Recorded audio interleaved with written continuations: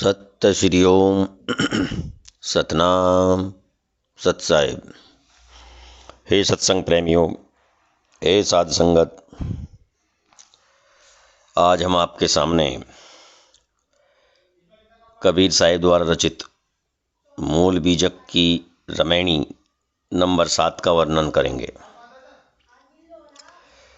कबीर साहब ईश्वरवादी नहीं हैं।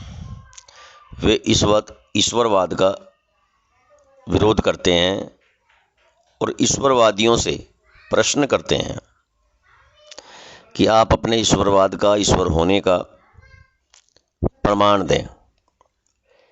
कैसे सिद्ध किया जा सकता है कि यह सृष्टि किसी के द्वारा बनाई गई है, इसका निर्माण किसी के द्वारा किया गया है और वह ईश्वर है, वह सबका मालिक है। कबीर साहब अपने आत्म स्वरूप को ही परमात्मा मानते हैं। अपना आत्मा ही परमात्मा है। वे इसी मार्ग के साथ, विचार के साथ आगे बढ़ते हैं। इस रमैनी में कबीर साहब पुनः ईश्वरवादियों से प्रश्न करते हैं। रमैनी 7। तैया होते पवन नहीं पानी, तैया सृष्टि कौन उत्पानी। तैया होते कली नहीं फूला, तैया होते गर्भ नहीं मूला। तैया होते विद्या नहीं वेदा, तैया होते शब्द नहीं स्वादा। तैया होते पिंड नहीं बासु, नहीं धर धरनी न पवन आकासु। तैया होते गुरु नहीं चेला, गम अगम ने पंथ दुहेला। तैया अर्थात विधेय मुक्त हालत में, जबकि वायु और जल आदि थे ही नहीं। जब मनुष्य नहीं था, सृष्टि के प्रारंभ में ना वायु था और ना जल। फिर इस सृष्टि रूपी, शरीर रूपी सृष्टि को कौन, किससे और कैसे उत्पन्न करेगा? पूछते हैं ईश्वरवादियों से। ईश्वरवादियों, ये बताइए, जब पवन नहीं था, पानी नहीं था, तो इस सृष्टि को किसने उत्पन्न किया, कैसे उत्पन्न किया, कहाँ उत्पन्न किया? तैया होते कली नहीं फूला, तैया होते गर्भ नहीं मूला। जब कली भी नहीं थी, फूल भी नहीं थे, गर्भ भी नहीं था और गर्भ का मूल भी नहीं था, अर्थात रज और वीर्य भी नहीं था, तो ये सृष्टि कैसे उत्पन्न हुई? प्रारंभिक काल में वायु और जल नहीं था, तब मूल द्रव्य के बिना सृष्टि का निर्माण किसने किया? कहते हैं कि उस समय न कली थी और न ही फूल था, न गर्भ था, न ही वीर्य था। तैया होते विद्या नहीं वेदा, तैया होते शब्द नहीं स्वादा। उस समय विद्या भी नहीं थी, वेद भी नहीं थे,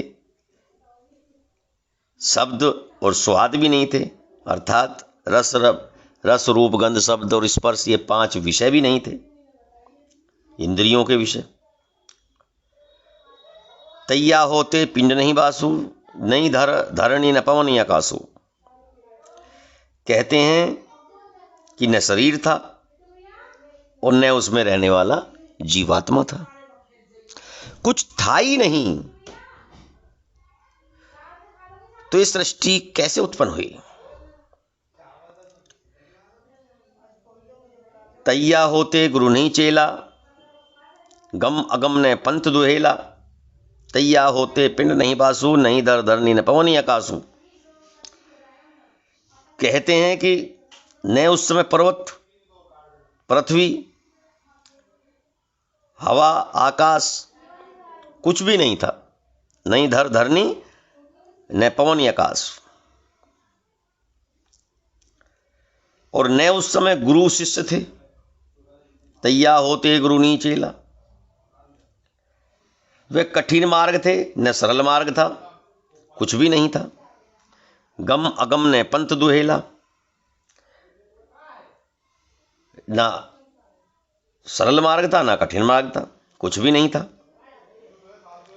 तो बताइए सृष्टि का निर्माण कैसे हुआ, किसने किया, कहां किया?